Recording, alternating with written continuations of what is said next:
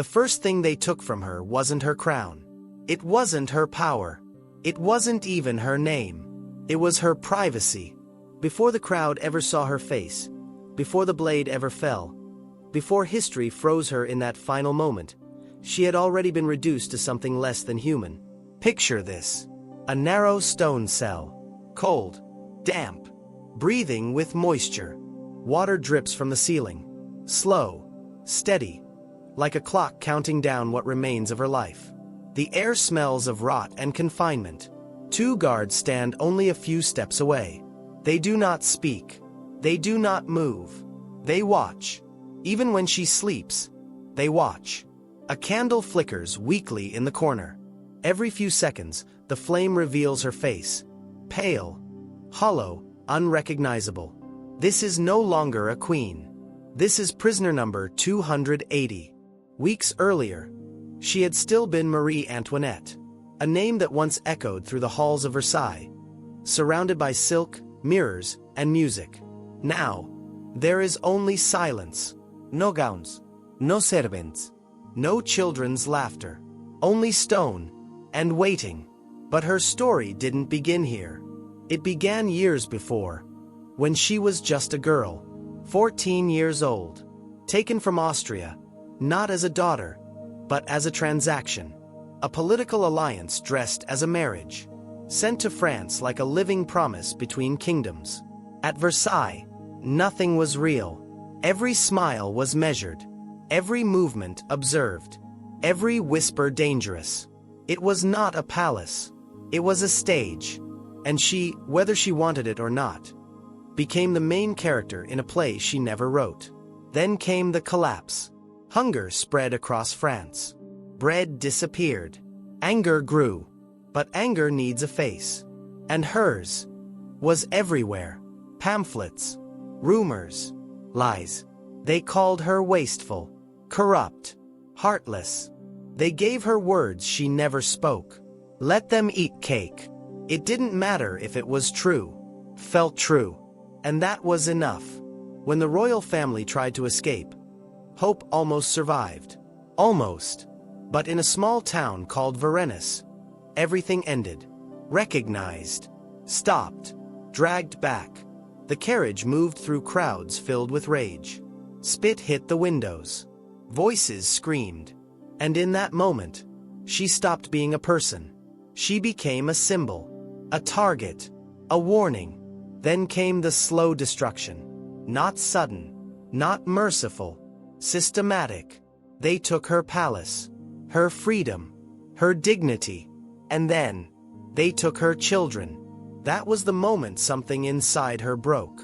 Not the queen. The mother. Her son clinging to her dress. Her hands ripped away. His voice fading as they dragged him from her. He's only a child. No one listened. By the time she was brought to the conciergerie, there was nothing left to strip away. Or so they thought. Her new world was a stone box. A bed of damp straw. A bucket. A crooked table. And the sound. Drip. Drip. Drip. Time no longer moved forward. It leaked. The guards never left. Day and night. Watching her eat. Watching her sleep. Watching her exist. She asked for privacy. They answered with silence. Or worse, a smile. But something unexpected began to happen. They could take everything. But they could not make her collapse. She stopped fearing death. Because death was no longer the worst thing. Loss was. And she had already lost everything. When the trial came, it wasn't justice. It was theater. A performance designed to humiliate her in front of the world. Accusations were thrown like weapons. Treason. Corruption. Betrayal. And then, something even darker. An accusation so vile. Even the crowd hesitated.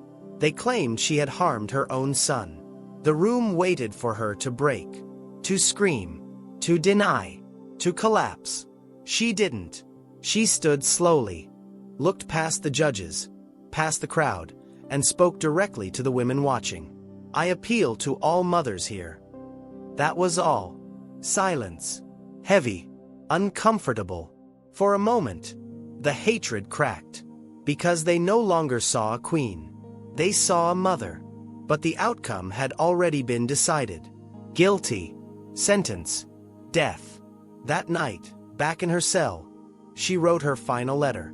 Not filled with anger. Not filled with revenge. But forgiveness. She wrote to her family.